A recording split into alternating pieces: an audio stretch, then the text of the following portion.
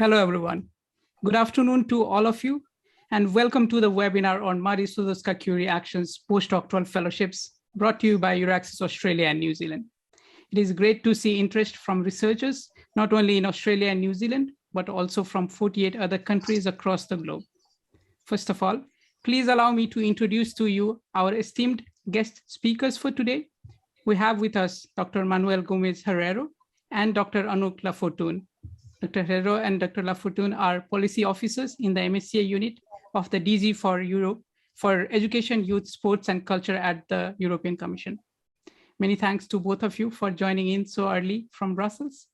And I'm Nishant Sandilia, Regional Coordinator for Euraccess Australia and New Zealand. I noticed a few familiar names in the registrant list, but also many who are joining us for the first time, especially for those who have joined our webinar for the first time. Euraccess is an initiative of the European Commission that addresses barriers to the mobility of researchers and seeks to enhance scientific collaboration between Europe and the rest of the world. We provide free information about European research, career opportunities, international collaboration, and networking possibilities. Since all of you are watching this on your laptop or phone, I'll encourage you to type Euraccess Australia and New Zealand on Twitter, LinkedIn, Facebook, or YouTube and follow us there. I'd also encourage all of you to please use the Q&A function and not the chat function in the interface to ask any questions that you might have while our speakers are presenting. Once the presentation is done, we will come back to take your questions. We will provide you the recording and slides of the session.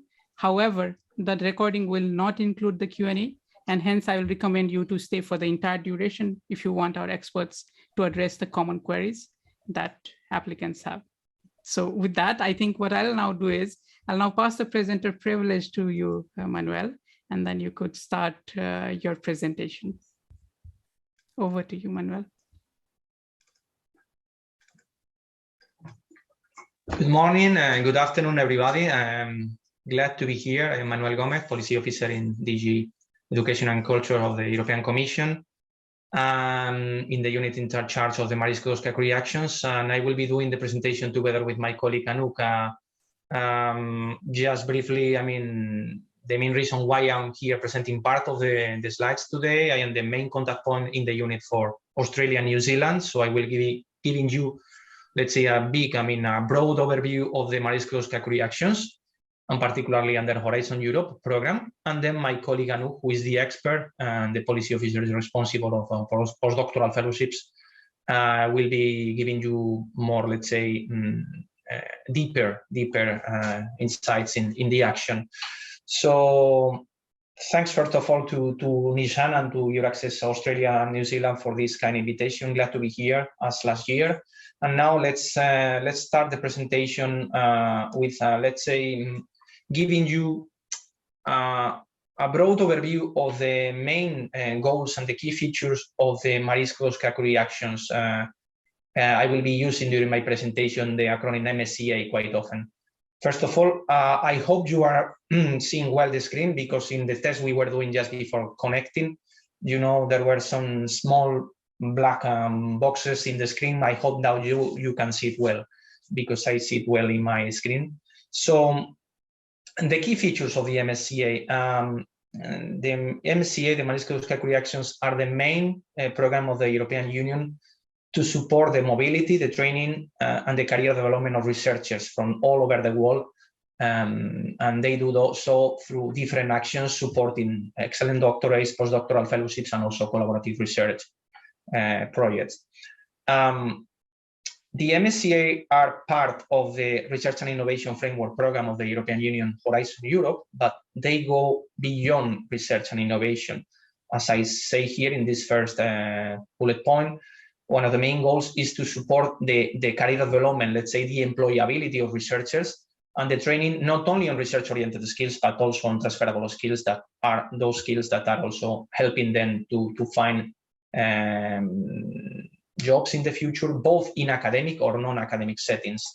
One of the main elements of the MSCA is what we call the 3I, the stimulation, the support, the promotion of the international, intersectoral, and interdisciplinary cooperation and mobility, because we consider that these three elements are extremely positive for the research careers, or in general terms, the careers of researchers.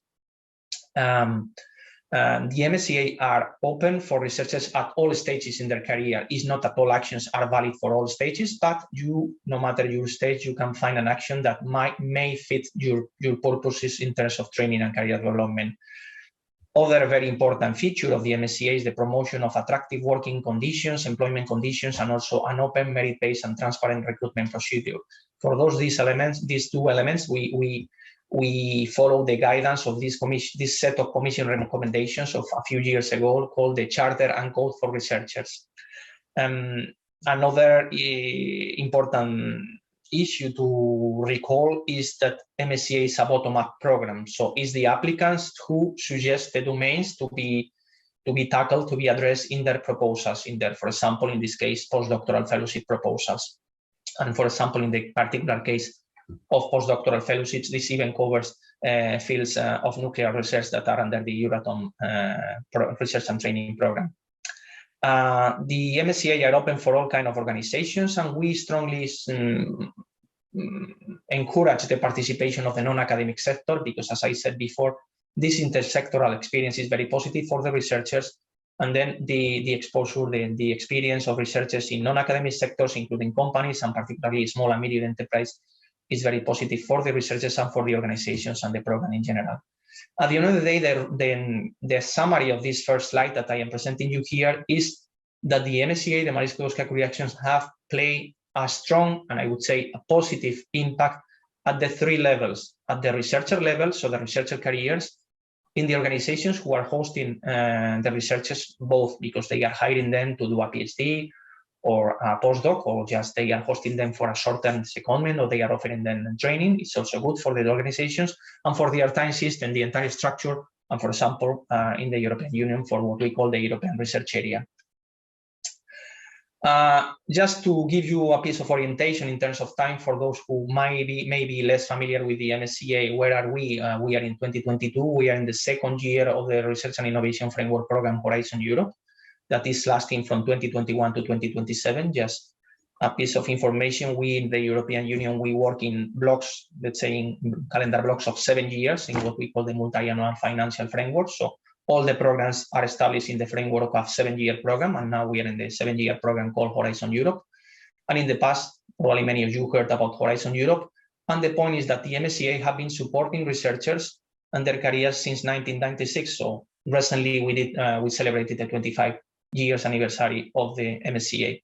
Under Horizon Europe, MSCA enjoy a budget of near 6.6 billion, and we estimate that similarly to Horizon Europe, Horizon 2020, sorry, and then I pass to briefly speak about the past.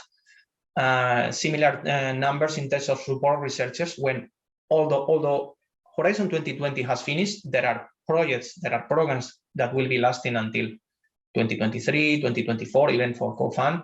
When all these projects finish, the MSCA under Horizon 2020 should have supported nearly 65,000 researchers, if not more, including 25 PhD candidates. Another element to comment is that the MSCA are a strongly international component of the Horizon programs in general, Horizon 2020 or Horizon Europe. And in this regard, almost nearly half of the third country participations, third countries like Australia and New Zealand, half of them, this participation from third countries are coming from MSCA. And in terms of researchers, around 37% of the researchers that the MSCA are supporting come from outside the European Union. A good gender balance, 42% of female researchers supported by the Groban, and these other figures that you can see here, the support of nearly 1,000 doctoral programs, going towards 5,000 companies supported by the end of the program, probably, and this budget that you can see in the screen of 6.2 billion. And now coming to the present and the future, let me give you this general overview for those who are less familiar. It's also good, although this is our work that also Euraccess is supporting very well in all the info events, just to give you a general overview, a general landscape of where we are in terms of the program. Horizon Europe program has 3 main pillars. The first pillar, where the MSCA are, is the Excellence Science pillar, with these bottom-up actions, the European Research Council and the Marie Sklodowska-Curie actions. And also, other part of the pillar 1 is supporting high quality, high level research infrastructures. In pillar 2 is what we call the collaborative research, the global challenges and industrial competitiveness. So the different disciplines where the European Union wants to support high quality research and innovation, covering, let's say, practically all fields of domain of research, not only let's say science, also humanities and social sciences, of course. And pillar 3 is supporting companies, including SMEs. And then in, let's say, as a foundation of these 3 pillars, we have also a kind of cross-cutting pillar, which is supporting stronger participation of countries that so far had lower or more modest participation in the program, what we call widening participation, and also elements of reform and enhancement of the European research and innovation system. So as I said, MSCA under pillar 1 with this 6.6 billion budget for the 7 years from 2021-2027. With this, if I am not mistaken, I will finish my first part of the presentation. I will hand over to Anouk. Here you see the 5 main actions of the MSCA under Horizon Europe. The general message for all the actions, for all the programs, is a message of continuation. In general, we have similar guiding, well, the same guiding principles and more or less the same name, the same actions, although sometimes with a change in the names, and some changes in terms of implementation. And then, of course, the main feature today is to speak about postdoctoral fellowships. Apart from that, we have the doctoral network supporting PhD programs, staff exchanges supporting exchanges not only of researchers, but in general of staff working in organizations performing research, co-funds supporting both doctoral and postdoctoral programs promoted by regions and member states and citizens. That includes a very successful communication event called the European Night of Researchers. With this, just to get more focus on postdoctoral fellowships, I will hand the floor to Anouk, and I think I will keep passing the slide for you, Anouk. So the floor is you. Thank you, Manuel, and hello, everyone.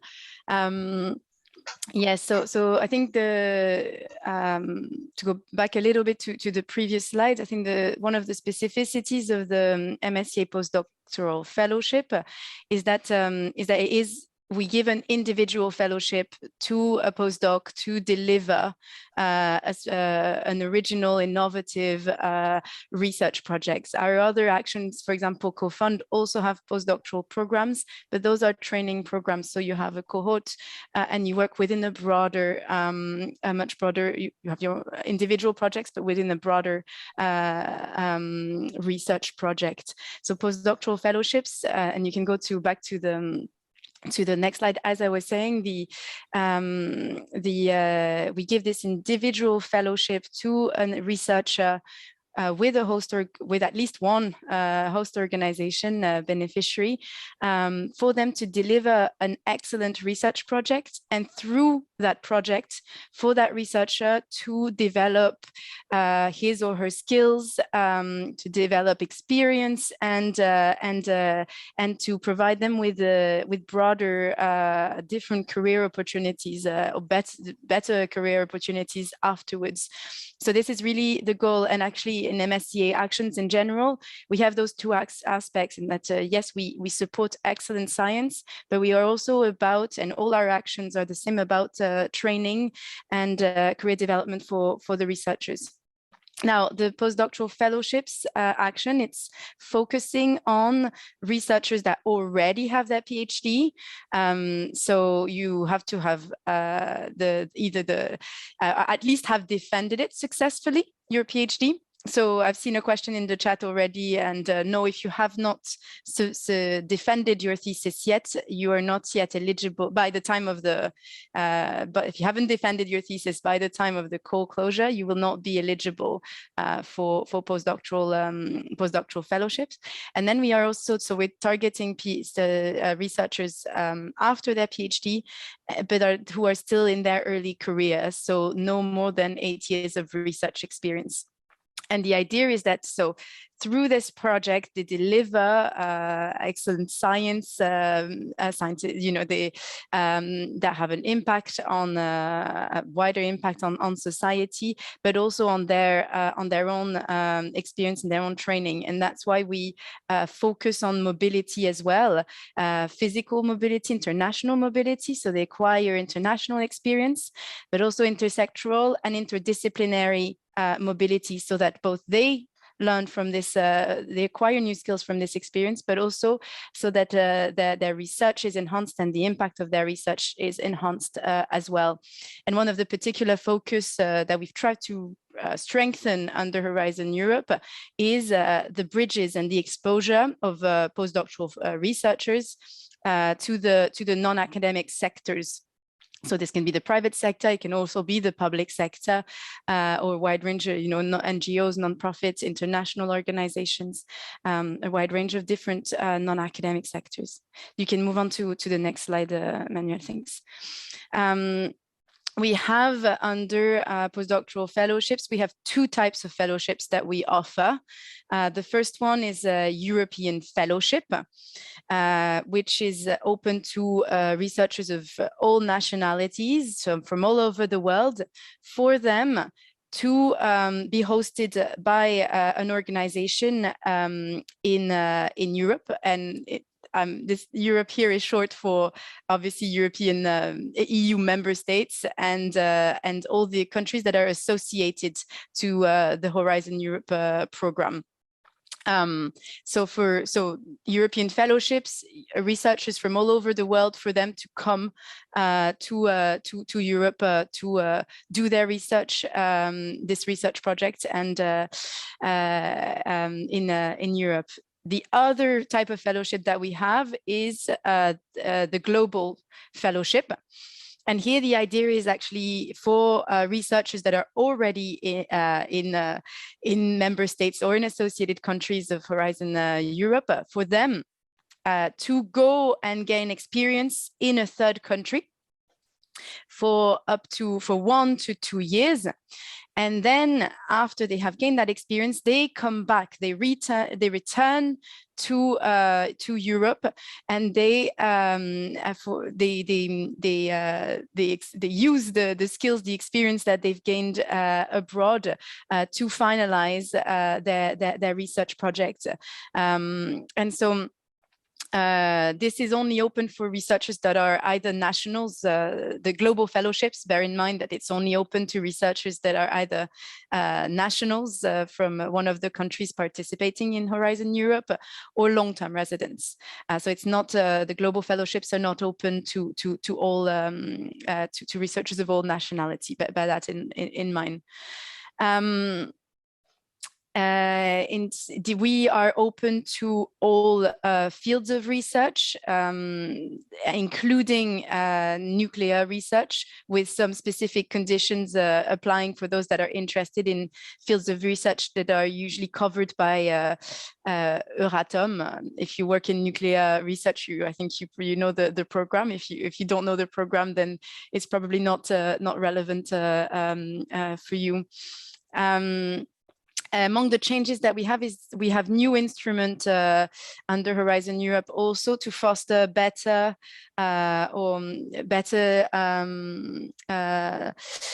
mentoring or supervisory relations with through the guidelines that we've produced on supervision. And so those are just the guidelines that will that puts a list of, let's say, responsibilities for all parties involved, including the supervisor, the host organization, and the researcher. What do you need to do in order to make this a fruitful collaboration and supervision? In terms of eligibility conditions for the researchers themselves, we have an eligibility condition that relates to mobility, because as Manuel was saying, mobility is one of the core principles of MSCA, and it has been for the 25 years that over 25 years that this program has existed. So and the same rule applies to most of our actions, is that you cannot choose a host organization in a country where you have resided or carried out work, your main activities, for at least a year in the last 3 years before the call deadline. And in this case, in European fellowships, what we mean is obviously the main host, what we call the beneficiary in Europe. And for global fellowships, what we mean by in this case is the host in the third country. So this mobility rule is a really important one to remember, and for you to make sure that you meet that criteria before you apply with the host that you've chosen. As I was saying before, you must be in possession of your PhD, and you cannot have more than 8 years of full-time research experience after your PhD. There are various exceptions in order to encourage notably researchers restarting their academic career. So if you've taken a break or if you've worked in another sector, then this time period will not be counted in the 8 years. And there are also exceptions for those that are reintegrating, for European nationals and long-term residents that want to reintegrate Europe as well. So there are tools that have been developed for researchers to for the previous call 2021, and they will be updated for the coming call in 2022 to help you calculate whether you meet that criteria. You can go on to the next slide, Manuel. So when you apply for postdoctoral fellowships, you apply with what we call a beneficiary, and that's the host organization in the EU member states or in an associated country of Horizon Europe. And this is so in this case, in your European fellowship, this is your main host. For global fellowship, it's the host of your return phase in Europe, which just as a reminder, that return phase is compulsory and has to be at least a year. Manuel, I think you opened a box, and so now I see a black box in front of the thank you. So slightly different implementation for the different fellowships. For European fellowships, you can apply for fellowship for up to 2 years. For global fellowship, it's up to 3 years, because you have the outgoing phase in that third country that can go up to 2 years, and then you have that mandatory return phase in Europe that is another year. During your fellowship, there are various options in addition to that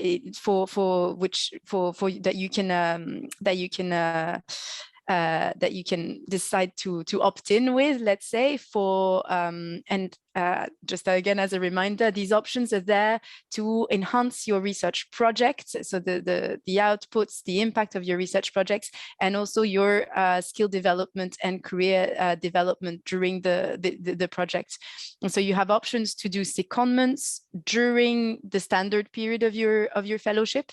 So in European fellowships, during that 1 year to 2 years fellowship, you can go on secondments for up to 1/3 of the period of your fellowship, and it's worldwide in any sector that you're interested in. Bear in mind that for the outgoing phase, for global fellowship, you can only do these secondments during that first what we call outgoing phase period, because the second phase, the 12 months in Europe, is compulsory. So this one, you cannot. You have to stay in that host organization in Europe and not go off on secondments during that period. So this is one opportunity that we offer for mobility again. The other opportunity that we offer is the optional non-academic placement, and this takes place. This is a novelty, actually. From is the first time we offered this option was in 2021, and the idea is for researchers, for postdoctoral researchers, at the end of their project to add a 6-month period to do a placement in a non-academic organization in Europe, so in member states or associated countries of Horizon Europe. And the idea of this is to stimulate the knowledge transfer at the end of, so you've produced your research, you have results, how can you exploit them further, potentially in a non-academic sector? And this non-academic placement offers you this 6 month, up to 6 months, to look at potential pathways. It's also to enhance, obviously, the career opportunities and of the researcher after their fellowship, and to explore other paths than the standard, let's say, academic path as well. Now, it's MSCA Postdoctoral Fellowships is it's a very competitive call. On average, we have about, like this year, for example, in 2021, we had a success rate of around 14%. And so we have in place some measures to for those researchers that actually submitted an excellent project, but that could not be funded simply because of budget constraints. And what we give is a seal of excellence. So if your proposal scored 85% or above at the evaluation stage, then you will be awarded a seal of excellence, which is a label that a recognition of the quality of the project, and you can reuse it in several ways to try and fund and to find other potential funders for your project afterwards. Now, the next call will open very soon on the 12th of May, and it will close on the 14th of September. So those are the key dates to remember. The call will be open from 12th of May until 14th of September this year. It then takes it then takes us, we give ourselves at least 5 months for the evaluation of the proposals that we have received, which means that results will come out. You don't expect results before mid-February 2023. And from the moment that the results are released, then there is a period of 3 months to prepare the grant agreements. And so bear that in mind when you're thinking of your project. The projects for 2022 will the first ones to start would start roughly around the spring 2023 if you are successful. This year, for the first time in 2022, we have a new rule which focuses on resubmissions. So if you applied in 2021 with a proposal that scored less than 70%, bear in mind that you cannot resubmit with the same proposal. And what we mean by same proposal is the same researcher with the same host organization. So the same beneficiary host in Europe, and also the same third country host as well, if you're interested in a global fellowship. You could reapply next year if you're in that situation at the moment. But it applies for the following call, and will continue to apply from now on. You can move to the next slide, Manuel. Thank you. These are the, so in terms of, we're talking about, so in terms of the grants that you are awarded as part of the postdoctoral fellowships, essentially this is what is included in the grant. So there is one part for the that are contributions for the researcher, for the postdoctoral researcher. The living allowance and the mobility allowance on the left are given to all postdoctoral researchers. Then you have other allowances depending on your status, and if your status changes during the project, this is something that can be updated during the grant period. this is gross amounts also, and bear in mind that we apply a country correction coefficient. So in addition to if you're in a non-euro country, then there will be exchange rates changes, and there will also be country coefficient that will change a little bit from one country to the other. Another important part of the grant is the contribution that we give to the host, to the beneficiary, for the management of the project. And actually, for you as researcher, the one that is quite interesting is the research, training, and networking contribution, because this contribution is there to support your research and your training activities. So it's there to support short visits, going to conferences, field work, buying equipment, and a variety of other costs that you might incur as part of your research activities. We can go to the next slide, Manuel. Right. And so how is your application, your proposal assessed? Essentially, we have three main criteria: excellence, impact, and quality and efficiency of the implementation. They don't weigh exactly the same. They don't have exactly the same weight in the score. So excellence is worth 50%. Impact is worth 30% of your score, and the final one, the efficiency of the implementation, 20%. Now, I won't go into all the different sub-criteria, but what I did want to highlight is in terms of how your actual project is evaluated. Obviously, we evaluate the full package of the project. So the innovativeness, I'm not sure that's a word, I'm sorry, but yeah, how innovative your project is, original, and and ambitious objectives of the ambitious objectives of your research project. We also assess the methodology and the impact, the expected outcomes and impacts of the project. In addition to the actual excellence of the research project proposed, we assess also the team, let's say, working on it. So we assess, obviously, the last criteria of excellence is looking at the researcher's profile and the researcher's professional experience, the postdoc researcher, I mean.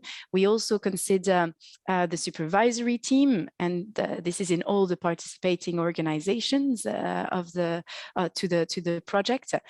We assess also the impact and the support, the measures that are put in place as part of the project to support skill building, training, and career development of the researcher.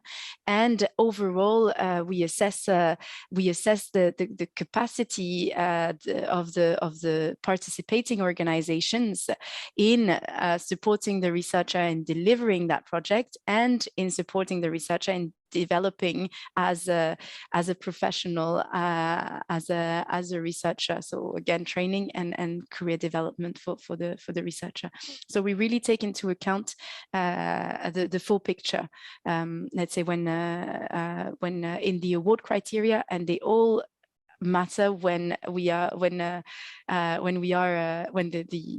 evaluators are looking at your proposal. As we can move to the next slide. And yes, to emphasize again, the key deadlines, the key dates for postdoctoral fellowships in 2022.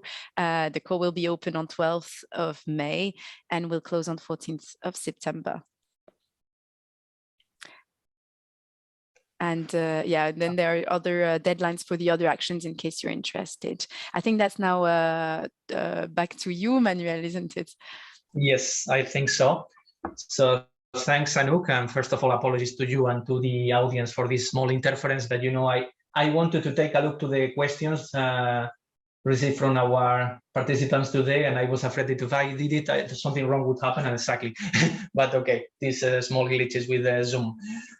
So, yeah, I stay a second in this slide, and you already see this the deadline for postdoctoral fellowships, and it's also good to inform, just in case our audience today has, let's say, broader profiles and includes potential PhD candidates, or also, why not, participants in consortia of doctoral networks. Next week, we are opening both doctoral networks and postdoctoral fellowships. The other two actions that I briefly mentioned in my first slides, staff exchanges and co-fund, will be opening in autumn, so after the summer in October.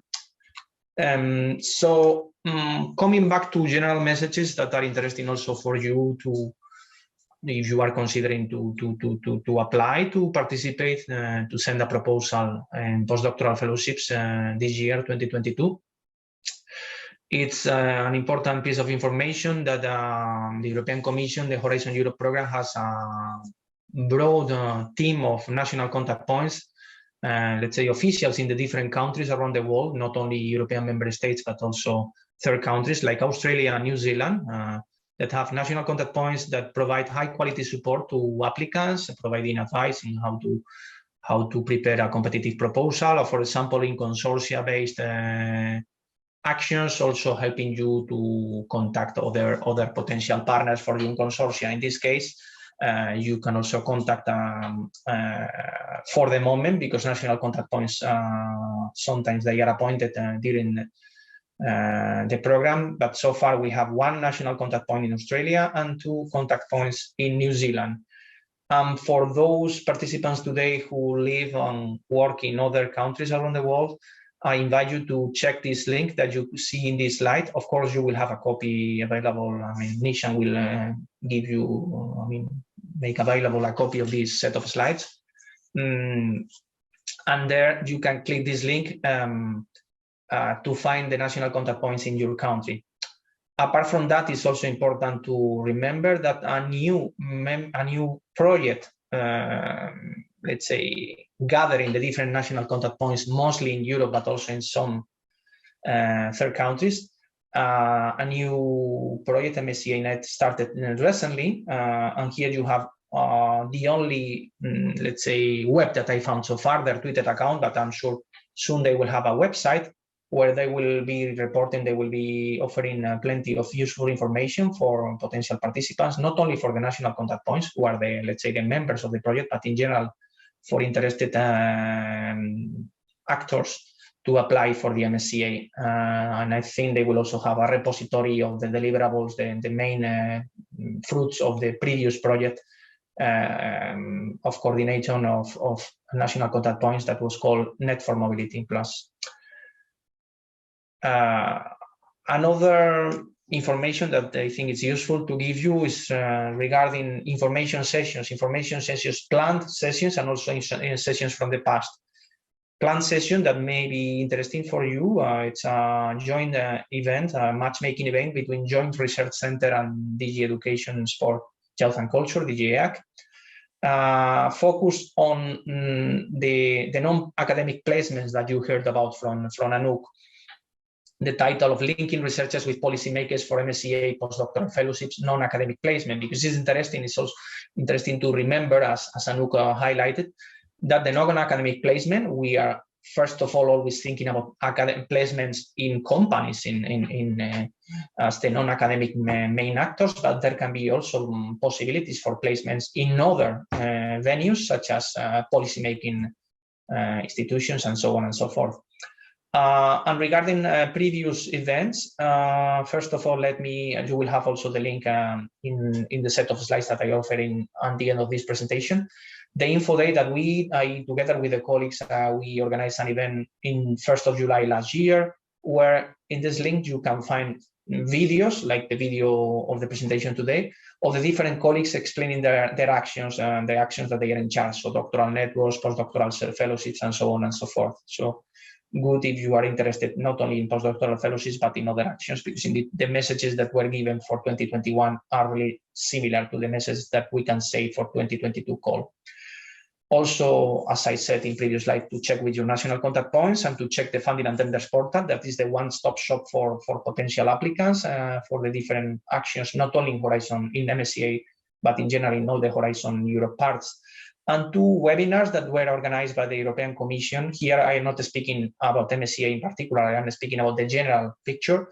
in March and April, the 2 webinars just to give advice, to give useful tips to prepare successful proposals in general in Horizon Europe, and also to focus, let's say, on aspects that are not exactly the scientific and technical excellence, but other aspects such as open science, for example, and many other cross-cutting things. And then also to stay tuned, an advice, a recommendation to stay tuned for the events organized by EURACCESS, for example, and also our alumni association, and so on and so forth. Now I pass to a different set of slides where I will be really brief, because I think we are already over 40 minutes. So probably this is for your reference, for your information. So it's not really necessary to get into the detail. It's a set of slides giving you statistics of the involvement, the participation of both Australian researchers and organizations and New Zealand organizations and researchers in the MSCA under the previous program, Horizon Europe, lasting from 2014 to 2020. So very briefly, you see 48 organizations from Australia were involved in different projects of MSCA, and 259 researchers from Australia involved in all the different actions, not only in postdoctoral fellowships, also in co-fund, doctoral networks, and so on and so forth. And then also the balance, I mean, how many European or citizens from associated countries went to Australia, and the balance in principle is positive. I mean, there are more going to Australia than vice versa. I think if I recall the poll that Nishan showed in the beginning of the presentation in 2021 was a bit different, the picture. So very quickly, this is the general table, and then you will see other statistics in terms of involvement, in terms of the ranking of Australia in the different countries, the leading organizations, where the fellows come from or where they are going, if they are coming from Australia, and also the disciplines covered by the different projects. And the same info for New Zealand. So very quickly, 13 organizations from New Zealand, 70 researchers from New Zealand involved in projects, while 96 researchers from European Union and associated countries going to New Zealand organizations. And again, the same set of slides with information that you will be able to check. So about to finish, just this collection of links that I hope are useful for you as a reference, starting with this link that I showed you, the link to the presentations of last year. And also in red here, of course, I highlight the website of the EURACCESS, because let me remember that, for example, for the case of doctoral network and for the case of postdoctoral of co-fund, both doctoral programs and postdoctoral programs of co-fund, the vacancies of these projects at doctoral level and postdoctoral level in co-fund should and will be announced in EURACCESS. So this is why there are plenty of opportunities for you to do a PhD or a postdoc under the MSCA umbrella, and many of these opportunities are announced in EURACCESS. And other links that you are invited to check for your general knowledge of MSCA, and also other useful documents, and so on and so forth. With this, we finish our presentation. Thanks for your attention, also for the good interest. I see a good number of participants, and now we are available for a few minutes of questions and answers. Thank you. We've already taken 2 minutes more from what we were supposed to take from both of you. I see there are quite a number of questions still pending. If your questions were not answered, please send us an email and we'll try to respond to them in writing. With that, I think please join me in thanking our speakers for today, Manuel and Anouk. I'm sure our audience got a lot of useful insights from both of you. And we are very optimistic that there will be an increased number of applications from the region in 2022. Of course, an important announcement is that we have scheduled a webinar dedicated to application advice for postdoctoral fellowship for 2nd of June.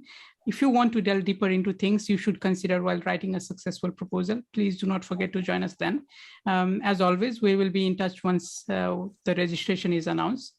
To wrap up, please allow me to reiterate to keep an eye on our social media platforms to get notified of news and events from the European research landscape. I think with that, we come to an end of today's session, and signing off for today and wishing you a good week ahead. Thank you very much from Sydney, and thank you again once, Anouk and Manuel.